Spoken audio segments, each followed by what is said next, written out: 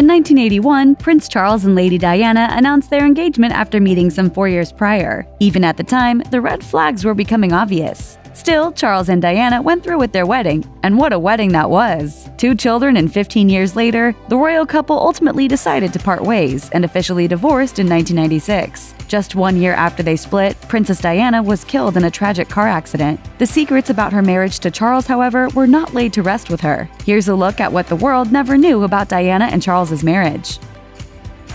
Worth 1,000 words.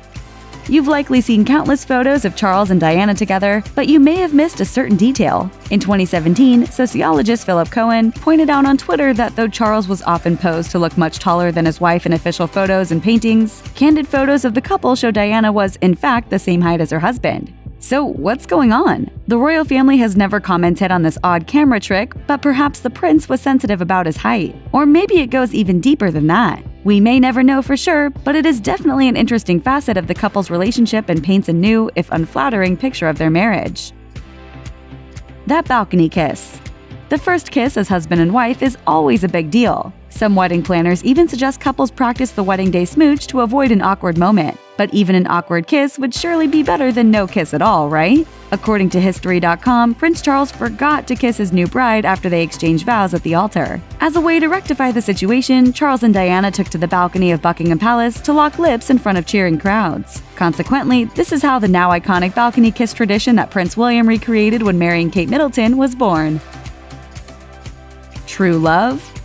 If you were to just look at Charles and Diana's wedding, it would be easy to reason that they lived a fairy tale romance. This couldn't be further from the truth. In their first joint interview after becoming engaged, the interviewer asked the couple if they were in love. And Charles turned around and said what ever in love means. This moment is one that haunted Diana for years afterward. In a taped conversation with her speech tutor, Peter Settleton, Diana revealed that Charles's reply stunned her even more than the question. That threw me completely. I thought, what a strange question. What strange God, how does it traumatize me? Odd relations. During her conversation with Peter Settleton, Diana also shared intimate details of her marriage. By this time, the couple had been married for 12 years and were about 3 years away from divorcing. When Settleton suggested there was no physical intimacy between Diana and Charles, she revealed, It was there, and then it fizzled out about 7 years ago. Instinct told me. It's just so odd. I don't know. Although Diana didn't go into too much more detail about the couple's intimate life, she'd already said more than enough to make it painfully obvious that her relationship with the prince was by no means thriving. Not so secret affairs. The day before their wedding, Diana overheard Charles on the phone with his former girlfriend Camilla Parker Bowles, revealing that he would always love her despite his marriage to Diana. Then, a few years later, Charles started openly having an affair with Parker Bowles. Well, there were 3 of us in this marriage, so it was a bit crowded. While Diana felt jealousy and rage in response to the affair, she also looked elsewhere for love, specifically to her bodyguard. Because when I was 24, 25, I fell deeply in love with somebody who worked in this environment. And he was the greatest friend I've ever had. Diana said the relationship was never sexual, but she did eventually take other lovers once it was clear Charles had all but abandoned her for Camilla.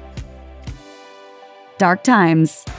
In the thick of Charles's affair with Camilla Parker Bowles, Diana petitioned the Queen for relationship advice. And I was sobbing, and I said, what do I do? I'm coming to you, what do I do? And she said, I don't know what you should do.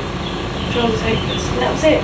In her equally hopeless situation, Diana developed an eating disorder. And they all blamed the failure of the marriage on the bulimia. But according to Diana, it was the rejection she felt from the family and her failing marriage that led to the development of the eating disorder in the first place. I decided to do a more discreet thing, which ultimately wasn't discreet, but I chose to hurt myself instead of hurting all of you. Fears of sabotage.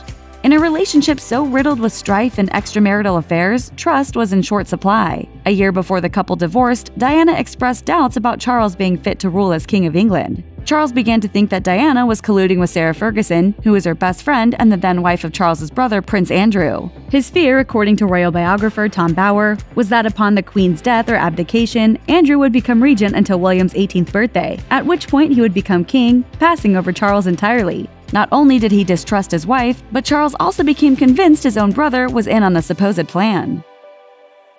The Queen's final say.